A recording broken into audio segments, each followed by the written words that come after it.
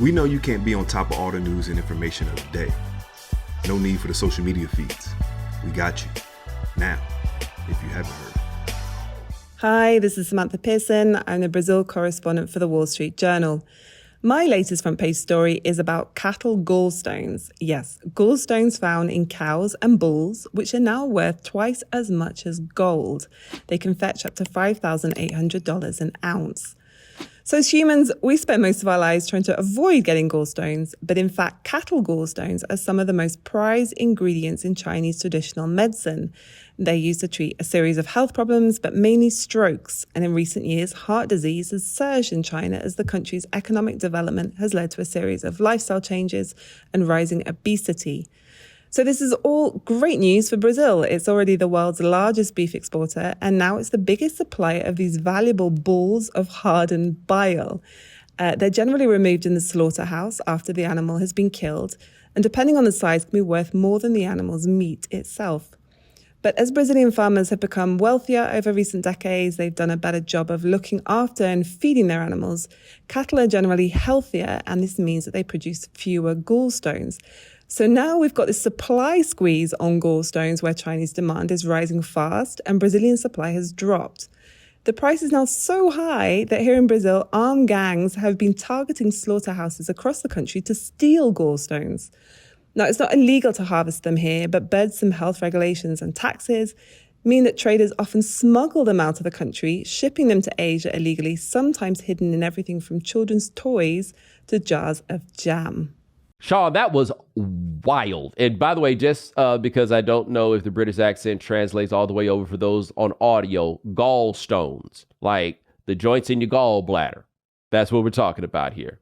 It was a riveting story. That second half of that audio clip of like the smugglers and stuff, Yes. I was like, holy shit, I would watch this movie. Yo, I mean, first of all, who knew that the cow's gallbladder was the catalytic converter of their body? Loaded. just a reason for you to get jacked. Like, imagine being one of the poor cows and somebody run up on you with the heat. Come up off it. Come up off it. Come up. You know what I'm here for. Yo, I couldn't believe it. Like, all the details, like the idea of armed gangs. They don't want the cow. They want the gallstones for free. And it's only for like health benefits, right? Like Yes. it's not like it's like they turn it around and it's just literally to help like Eastern medicine out. It's fascinating. Well, hold on. I think we need to ask ourselves this question though. If the Chinese are so pressed for these, what do I need to be trying to put the gallstones as a part of my life? That's what I'm saying. That story is kind of like the dream of this. It wasn't too much the end of the world is coming. You know what I'm saying? Just I bet you didn't know that. My name is Rachel Monroe, and I'm a contributing writer for The New Yorker based in Texas. I recently wrote about Texas barbecue and one family feud that illustrates this ongoing battle over authenticity and tradition in a changing Texas. A lot of people assume that the best barbecue is going to be found in a family-run roadside shack in a small town. But over the past decade, we've seen Texas barbecue really transform, and the heart of it is now cities. This is partly because Texas itself has changed a lot. 89% of Texans live in urban areas, and the small farms and small towns that used to sustain these barbecue places, they're struggling. Meanwhile, over the past 10 years, you have the emergence of what's called craft barbecue, which is basically a chef's mentality applied to barbecue. So this new world of craft barbecue is not cheap, as you might expect. You can easily end up paying upwards of $50 for lunch for what used to be known as, working man's food. I spoke to Daniel Vaughn, who's the full-time barbecue writer for Texas Monthly Magazine. Over the past 6 months, he's eaten at more than 180 different barbecue places across the state. He told me about a family feud in Lockhart, which is the official barbecue capital of Texas. Black's Barbecue has been serving up old-school barbecue for nearly 100 years. As they say on their website, their business plan is to not change a thing. But you have this other half of the family that sees how things are evolving and wants to be part of this urban craft barbecue movement. And they start opening restaurants. They're called Terry Black's Barbecue in cities. And then a couple years ago, they opened one in Lockhart, less than a mile from their uncle's place. So we wind up with a Black's Barbecue and a Terry Black's Barbecue within a mile of each other, both run by these two branches of this family that don't speak to each other and both claiming to make barbecue in the old school authentic way. So, Sean, I had actually read this story before you sent it to me, and I found it to be really fascinating because I was really just thinking of it in the context of barbecue is barbecue is barbecue, okay? And just the idea that somehow barbecue has become fancy fare. And this has happened for a while. Like North Carolina, that's a barbecue place, and you can go to a little classier barbecue joints. And there is something to be said about the idea of being able to go to a quote-unquote nice place, but still get barbecue, right? However, did she say $50 for some barbecue? Crazy. What kind of bullshit is that? And we were in Austin for South by, and yes. I think you weren't able to join us, but me and our previous social producer Seb went to Terry Black's because it was right near our hotel, and I had like multiple friends reach out being like, and it was like a split. It was like a visceral split of like people being like, "Don't go to Terry Black's. You should have went to these other places," and then other people being like, "Oh, I love Terry Black's. It's great." And so like it's fascinating what that like, and as the article says, that schism in the barbecue world of Texas has like led to like people being very strong on one or very out on the other, and it's creating such divide for something simple as barbecue. I feel like because of the way that like excellent barbecue is made, especially with the emphasis on like slow cooking and stuff like that, is that it is a food that transfers itself over well to high class sensibilities, right? Because it's done with, it's done with such a care where that if I was a person that wanted to open like a classy restaurant, I could see how barbecue could be your bag, while also you're like, yo, I'm like, why does it have to be this kind of thing? Why can't it be? Everybody always has this problem when they love something that's supposed to be associated with the lower class, that they feel the need to be like, well, why can't we put a tie on it? Right. And then, and make it and take it to another place. Like, I totally get that. But I also admit, while I can appreciate a fancy barbecue place, if you recommend a barbecue place to me, I expect my clothes to come out smelling like that place.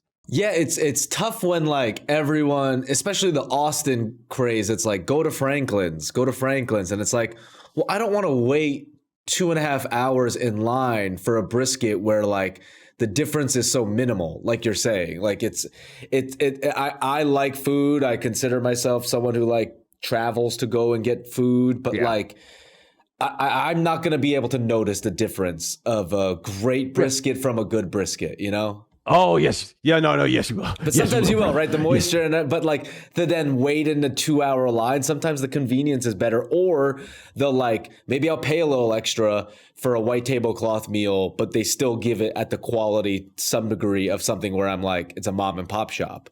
The family part, in that they brought the fancy barbecue near the regular barbecue. And I'm kind of like, nah, go ahead and do that. If I had to reel, I'd be like, yeah, bring your fancy ass right over there. We over here serving you 2 pieces of chicken with a piece of white bread, and there go the hot sauce for whatever that costs these days. Come holler at the reel. I feel like the fancy place would be the better commercial for the non-fancy place than vice versa. But yeah, check that story out. It's in the New Yorker. Like, again, the idea of craft barbecue, that makes sense to me. The idea of charging as much as they are, that is preposterous. Because I know I can get it just as good somewhere else. I'm Case Wickman, the Culture and Society reporter at Vanity Fair. I recently wrote about Bryan Johnson taking father-son bonding to an unsettling new level. You've probably heard about Johnson in the context of his quest to live forever. He obsessively tracks his biological markers and what he can do to slow down his rate of aging, and he controversially enlisted his teenage son as his so-called blood boy, using the teen's plasma for infusions to try and turn back the clock. He's the don't die guy. Don't worry, he's taken things further. On January 22nd, Johnson tweeted a pair of graphics depicting 2 data sets, the number, length, and quality of his nighttime erections, compared to his now 19-year-old son's. Before you ask, no, he did not share how the data is collected, nor what makes for a so-called high-quality erection. He did share, however, that his son enjoyed 2 more minutes of boner time than he did, though Johnson's were higher quality on average. Johnson's Johnson obsession is nothing new in his longevity quest, but being in a public penis measuring contest with his teenage son is. Alongside the graphs, which his son proudly retweeted on his own account, Johnson sagely told his followers to raise children to stand tall, be firm, and be upright. It's the idea that the boy isn't ashamed. You know what I'm saying? Like, The idea that the boy is like, yeah, we'll tell everybody. And I'm going to be honest with you. A big part of why I would not participate in this is what if on some off chance I lose? And when this went viral on the internet, something like, and I saw a lot of people tweeting this, is like, man, maybe we should bring bullying back. Like maybe bullying would have helped him, help the son be like, I don't want to take part in this. I'm Katie Natopoulos with Business Insider, and you've probably heard about these mystery drones that are flying over New Jersey and other parts of the country. People are saying they're seeing strange objects in the night sky, glowing orbs of light that are flying in weird ways, up and down and backwards, that airplanes don't move. And government officials are telling us not to panic. These are just regular, lawfully operated drones or small aircraft. Sometimes you can tell from the videos that people are posting, it's actually like a regular airplane. Sometimes they're even posting videos of planets or stars.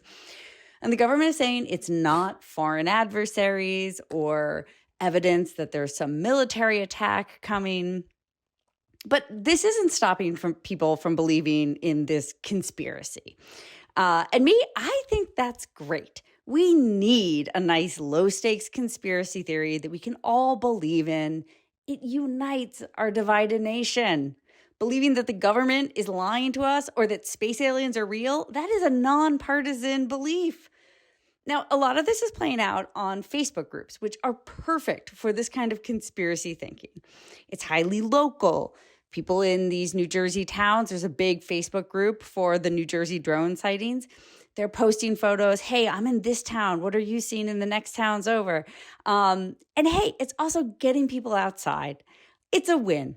So let's just hope that space aliens are not about to blow up our planet. And that I think we're going to be all okay. Hey, Sean, I just want to throw this out here because I see the argument that she makes about it being a low stakes conspiracy theory, right? That's not something that's going to hurt anybody too much. So we can think that perhaps that they're aliens. I was talking with my brother about this over the break in a completely different kind of conversation, but I think we done let them get one over on us where you a crazy person because you think the government is lying to you. Why in the world would anybody ever think such a preposterous thing? When does that ever happen? Yeah, it should be the opposite. Like, you're crazy if you don't think the government's lying to you. That's weirder to me. Right, That's a conspiracy right there. Yeah, like I'm not saying they lying to you all the time, but you're not going to make it seem like I'm some kind of nut job because I think the government might be lying to me. Like, that is an amazing game that they have managed to run on us, right? Like that one right there. And look, I would not be surprised if it was some aliens, right? There's no reason to think that. But my thing about aliens is, aside from the Bible, is there any reason to think that it's a crazy idea? For how long we've been in existence and how big the planet is, it's you'd be an idiot not to believe there's, at very minimum, extraterrestrial life somewhere else, right? Like, yeah, nothing at all can live in any other place, right? Like, it operates on the idea that humans are the only, or humans or animals as we conceive of them are the only true possibility. You say it's some aliens, I don't care really that much. Like, if we need to tool up against them, then let me know, right? I'm down to join the army, though I would prefer to be like a performer at the USO as opposed to out here like actually scrapping it out with them. But if you need me, I'm on team human, right? I want to make sure y'all understand that if it come down to it, right? But they have lost my faith in believing that it ain't no alien stuff. Like, enough stuff has happened to people who work in government who tell enough about what they got coming out of there that it might be some aliens. I totally agree. There was I wanted to bring it up because there's a conspiracy theory that I saw recently. There's been a lot of fog in places in California and some on the East Coast. And there was a theory that the government is creating this fog to release like negative bacteria or biochemicals into the world just to test their ability to do that. And I read one crazy conspiracy theory. I saw the fog and I immediately was like, I believe it. Like, that's how simply I don't trust the government of like, oh, I believe that thing's happening. Of course I believe it without any proof. You're a member of the most skeptical generation ever. Like, this is where us being different ages come up. People around your age, man, y'all trust nothing. Nothing. Hey, this is Aki Ito from Business Insider. My latest story is about all the headlines we've been seeing of companies dragging their workers back into the office 5 days a week. The most recent examples are JP Morgan and Amazon, and I think it's led to a lot of commentary that the work from home dream is now officially dead. But when you take a look at the best available data on this, the prevalence of working from home hasn't actually changed very much over the last 2 years. It's been pretty stable within this range of 27 to 30% across the entire economy. Now, this suggests to me that we've probably already reached a new normal of work, this norm of hybrid work that most CEOs are actually okay with. By the way, back in 2019, that share was at 5%. So where we're at right now is a 6-fold increase since before the pandemic. So in my mind, there's no question that the work from home revolution, even with all the RTO news of late, is still very much alive. So, Sean, I think this is interesting because I think you kind of exist in a hybridish space on this. For sure. I like strictly work from home. Like this is the only job that I do full time. I do it here. And I've been podcasting from home now, I guess, for 5 years. But when I did the HBO show, like I enjoy being in the office. Now, granted, again, I work a different kind of job than most people do. Like I really enjoyed going to the office at ESPN. There's no telling. Magic Johnson might pull up, Chadwick Boseman, rest in peace. He might pull up, right? Like there's no telling who could be there. I really and I wasn't there 8-9 hours, but I liked going to the office. What I don't like is having to get there. That is what I learned in the course of the pandemic, is that it's not the office for me. It's the commute. I would love to see, especially during winter, I would love to see a few more people every couple of days. That's me. A lot of y'all just don't like people. Like I get that. And a lot of your jobs, I have to remember all the time, I truly love my job. You know what I'm saying? Like the idea of it or whatever. So I don't want to project too much onto other people, but I do wonder how many people kind of share some of that. The time that you lose in the commute, the ability to better use the time where you're not doing anything while you're at home. Like you can turn that into something else. The ability to wash clothes or sweep the floor on a Tuesday afternoon, like those sorts of things. Or whether it changes just how many hours you actually have to be there. But I do find myself personally, 100% work from home. Nah, that's not the life that I would prefer personally. Yeah, and I'm totally with you. I think the issue has become, for me even personally, is like the benefits and the pros of being in an office will never outweigh the negative of a commute and the cons I have of a long commute. And it's unfortunately, like I live on the other side of town. It takes a bit for me to get in here, but I do enjoy coming in here. But the issue then it becomes like, if I don't leave now, if I don't leave in the next hour, I'm going to be stuck in traffic for another hour versus like a 30-minute ride back. So there's this like kind of perfect balance you need where you want to get the benefits of being in an office, but you don't want to deal with the kind of distraught of sitting in a commute. Regardless if it's New York or LA, wherever you are, commute sucks for everyone. Yeah, look, brother, there's the sitting in the commute. Then it's the hiking in the winter, boy. That was the New York element that, see, I didn't realize this when I first moved here, but you got to be careful when you first move here, asking people questions because your brain adapts to what the situation is. You like this is to me now. Like when people talk about, I can't imagine going to a grocery store without a car. I'm like, oh, you just walk a couple blocks, right? Like that does sound like crazy talk when you don't live here. But there are all kinds of things like that where it's just like, no, this is just the trade of you make it. So when I worked at ESPN, they're like, oh, it's off the 2. It's right off of the 2, and it is off of the 2. The 2 is the closest train to the studio, but it's a half mile or so up to make that happen. Now, of course, to me now, that doesn't seem like the longest distance. But man, that first winter, good gracious. I remember when I was working at ESPN, it was my first job. I wasn't living in the city yet, and so I was commuting from Jersey, Port Authority bus, and we were working the night shift. So like my hours were 3 to midnight essentially, and I take the last bus out of Port Authority, and it was just like people say like it builds character, this and that, but like it was just pure misery, winter or like the humid heat. It's just awful. There were times where I'd have to be stuck in Times Square because it snowed and the buses wouldn't run. And so like, I don't wish that upon anyone. And it's just tough now, it's hard to get the best of both worlds.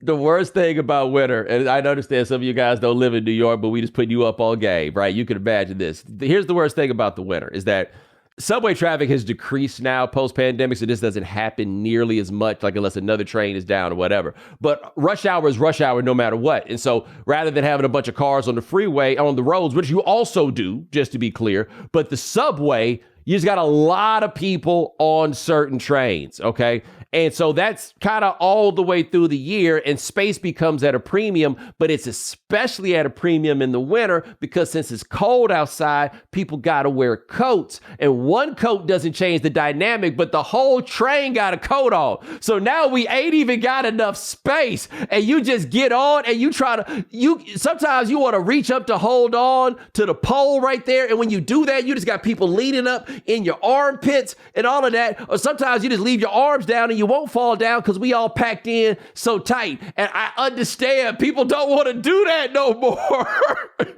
Not only that, it's freezing getting to the subway, and then you're bundled up, and then you get in and it's hot, and then there's no room to take your shit off, and so you're sweating, and then you go back out, and then your sweat turns cold, and you're like, okay, now I'm gonna get the flu or some shit, and it's like you just can't win. Somebody in there is musty. Somebody, or worse than musty. This is what nobody talks about. Worse than musty. Somebody needs to wash their hair. And when you're my height, that becomes a much more acute concern. You musty, I'm above the fray. You need to wash your hair. It be right here. And I'm looking down like, what is that smell? And I can't go nowhere because it's packed on this train. Yeah, you got the different level of altitude than me of smells. Yeah. No, man, no. It's a lot of things. Anyway, this ties into something I've said, and then we'll move on about New York City. If you want to live here, it is not enough that you like it. It is not enough that you really like it. You have got to love it because those are the trades. My name is Madeline Leung Coleman, and I'm a features writer for New York Magazine. I recently published a story called How Many New Yorkers Are Secretly Subsidized by Their Parents, about a major open secret of living in the city. The fact that many people from Gen X on down are only able to have the lifestyle they do because their boomer parents are helping them pay for it. You could say this is nothing new, and you'd be right, but it's all the more acute now because New York has become so much more expensive. Now who's getting help really matters. Some of the parents giving their kids money for down payments or rent or living expenses or whatever are super rich, while some are more middle class and just happen to be the lucky recipients of a friendly housing market that allowed them to buy property. Although it's impossible to get an exact number on how many New Yorkers are benefiting from this kind of wealth transfer, people don't exactly like people to know. I spoke to real estate agents, financial advisors, school consultants, and others who told me that it's extremely common and pretty much the only way that anyone is able to buy their first apartment anymore. My story was accompanied by a series of interviews that my colleagues did with people who are lucky enough to be in that position, and so many of the same emotions kept popping up. Guilt, gratitude, and a lot of shame. A lot of people are embarrassed that they're not able to do it without their parents' money, or they've just convinced themselves that they can't. I've never heard so much feedback on a story from so many surprising sources because everyone in and out of New York has an experience of dealing with this, whether they're the ones getting the help or they're just resentful that other people are. And you know what? I get it. It's impossible not to relate to some position or another. Whether you like it or not, there's really no way to escape the effect that these parents' money will have on our world. Hey, man, I'm going to throw this out there for some of these people, right? And I say this as somebody who has gotten help from his parents. My parents have never subsidized my lifestyle, right? Like when I was in graduate school in California, they helped me out with like rent and expenses and stuff like that. But outside of an occasional modest infusion of cash, I haven't gotten any money from my parents since I was 22 years old. But part of that is because I grew up with people who didn't have parents who could do that. And so like some of the idea of guilt and stuff like that, I don't know if guilt is the right way to put it, but to me, I recognize that that ain't life. I also recognize, and this is very important, that you can't tell the shareholders that they don't have a vote, right? Like in your life, like I have older siblings, I watch them and I realize the more money you got, the more input your parents had. And so I was like, oh, no, that's not a trade I want to make. But anyway, I will just say this, because I imagine there's somebody listening to this that needs to hear this to a degree. When I was in graduate school in California, I was 21 years old. I went there on 2 or 3 weeks' notice. I didn't have a job. My parents sent me some money, but I was afraid to ask for more, all these kinds of things. All of this, man, I was out there. I was broke. Like, I would be clear, I have never been poor, but I have been very broke before. I was incredibly broke while I was out there. And I had a partner, and he did not have the parents that I had, but he had a bit more money because he had worked, like he had a barbershop that he owned and all of this stuff. So, you know, he had his bread and everything else. And so like, I remember I always, like most people I went to school with coming up, those are the kind of, you know, that's who they were. Like, you know, they was going to get a car in high school. They had to go get the insurance. If I was getting a car and the car, by the way, they had to get that too. I was like, oh, wow, you got to pay for your own insurance? Wow, that's crazy, you know? And so it was helpful for me because I learned this is what life is for real, right? And I just didn't grasp that because of my middle-class existence or whatever. But you do wind up in the place where you come up around folks like that. In a lot of ways, one, it was good for me because I built up a work ethic from it because I understood what the real deal was. And I wanted to go get mine. I didn't want the idea of it being given to me. But I'll never forget what my man told me that first year about that, where he'd be like, yeah, you know, I guess I can call my parents, whatever. And he just looked at me like, hey, cuz, you better call your parents. I wish I could call my parents for some money, dog. And I had not quite thought about it that way. There is nobody who doesn't have the money for these things who doesn't wish that they did, right? Now, I do think that it is bananas for your parents to like subsidize your lifestyle, right? You out here living high on the hog on somebody else's money. Oh, no. I ain't really got no whole lot of respect for that. And I really ain't got a whole lot of respect for the parents who make those sorts of things possible. Like that, I don't quite get. But hey, man, if you need some help to try to survive this late stage capitalism and there's somebody there who will give it to you, don't feel bad about taking it, because anybody that says they'll judge you would take it faster than you would. Yeah, I don't know who wouldn't take it. And I think it's one of those things of too, it's like, it's also for the parents, like a weird form of investment. Like I want to invest in my kids so that like they have or at least a safe floor to succeed, that when I'm older, you know. Well, let's say this, right? Let's say we'll call it for now $150,000, right? Mm-hmm. Or let's call it, for this purpose of this discussion, $250,000. Let's say you got $250,000 you're not doing anything with, which isn't like, after people have stacked and invested for a while or whatever, that's not that crazy of a number to throw out there, right? You can have a couple, like $250,000. What better are you doing with it, right? Nobody's ever lost money on New York real estate, and it will bring you the joy to give stability to your kids, right? Like, I get it. But I totally also get the idea of, I say this many times, this is the point I was trying to make in the Bomani Jones discussion that people weren't getting, is that it's hard to be proud of something if you ain't go get it, right? So yeah, if somebody will help you buy the house, do it. But I also recognize you're not going to feel like you went and bought a house. That's not how it's going to feel. But if there's no other way for you to buy a house, you should probably go do that. In the Bryan analogy, the NBA is not buying a house. If you can't do it, then just go somewhere else. Hi, I'm Rob Price and I'm a reporter with Business Insider, and I just wrote a story about the gambling industry's quiet embrace of artificial intelligence. Casinos and gambling sites are enthusiastically using a mix of generative AI and more traditional machine learning to spruce up their operations, doing everything from writing reviews of sports matches that encourage folks to gamble, to automatically generating odds for microbets, from optimizing the layout of brick-and-mortar casino floors to profiling online gamblers. The ambitions don't stop there.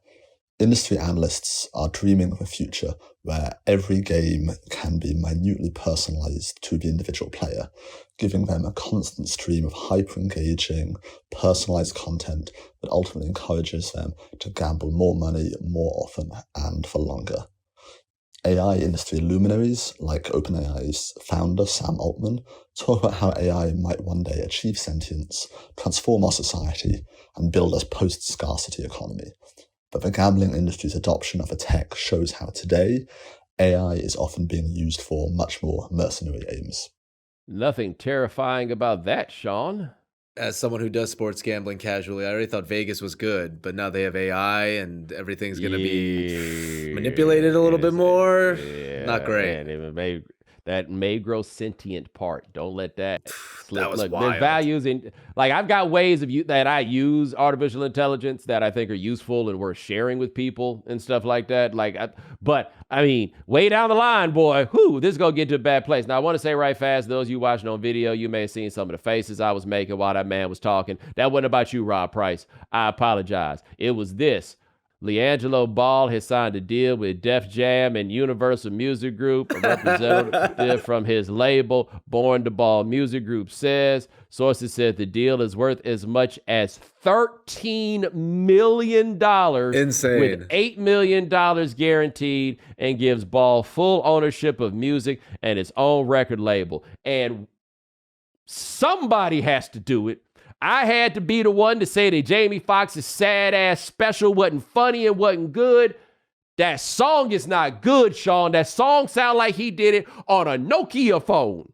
I think the song is strictly like nostalgia. Like, it reminds me of a time when people did record like that and the songs were like that. But yeah, it's ultimately not the good song.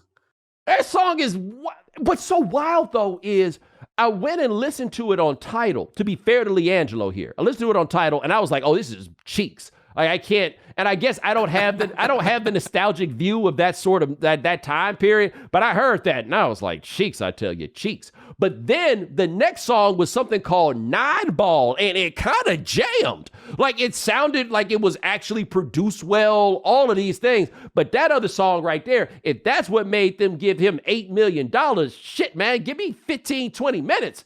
I'll give you a demo tape. Also, that $8 million. About? That guy's going to be locked into that record deal for an eternity. You know, like, oh, full control, we're giving you your own. That is a death sentence. And look, man, people were like, see, LeVar was right. And I'm like, kinda. This is not an indicator of the rightness of LeVar Ball. That's all somebody talking about hater Bo is right on time. What you call it? This ain't being no hater. People always think because when I'm telling you the truth, I'm a hater. Sean, it's kind of like when I said that Yacht Rock is just giving white people credit for trying. And people was out here saying like I was hating. No, I expect more from white people. All I'm saying is they can do better than that, right? I'm getting behind them and saying you ain't got to be like that. I listen to jazz now. White folks be killing it over there in jazz. You know what I'm saying? Come on, man. Don't do no impression. Come with the real. And LiAngelo sound like an impression or something. And the Yacht Rock thing, I was a bit offended by that take. I was like, man, Bo really is a hater. And then as you know, a month and a half later, I listened to the Aretha cover of What a Fool Believes, and I was like, yeah, he was right. That's all I'm saying, right? All I'm saying is, it's kind of like, you ever listen to Living Colour, the band? Mm-hmm, mm-hmm. Okay. If Corey Glover, the lead singer for Living Colour, was white, we would call him one of the great rock singers of all time. We would talk about him like we talk about Steve Perry, like Freddie Mercury, like those sorts of dudes. But it's normal for black people to be singing like that in the eyes of the whites, so they don't even think about it in that way. You see, if it was a bunch of black people making that dry ass shit y'all out here talking about, y'all wouldn't call it yacht rock. You know what you would call it? Some bullshit. That's what y'all would call it. Y'all would call it mid. That is what you would call it. And yacht rock, the only music that is known and defined by being definitionally mid. And if it's not mid, you don't call it yacht rock, you call it Hall & Oates. You call it Simply Red. You call it what it is. But by definition, if it ain't mid, it ain't yacht rock. That was my point. When we did our hip hop series, I think we should do a version of a watch along, listen along when LiAngelo drops the album. I think that's your maybe immediate reaction to the LeAngelo Ball record. I think that would do real good for the content. By the way, somebody here says Bo will not have me reconsidering my taste in music. Has anybody ever told you that Babyface is the most overrated songwriter in the history of songwriting? Yeah, that's right. I was at the grocery store the other day and they played my favorite example of this, The Whispers Rocksteady. I wonder how long it took Babyface to come up with We Begin to Rock. Steady rocking all night long. You think he stayed up all night long doing that? Like, what do you think the rough draft of it was?